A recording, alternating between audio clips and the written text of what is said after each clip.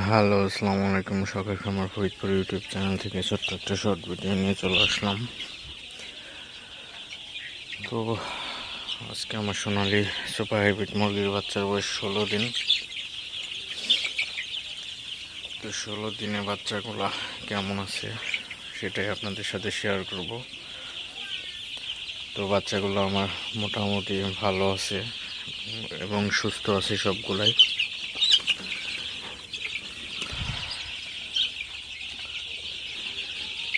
তো বাচ্চাগুলার বয়স অনুযায়ী বাচ্চাগুলোর গ্রোথটা মাশাআল্লাহ খুবই ভালো আছে।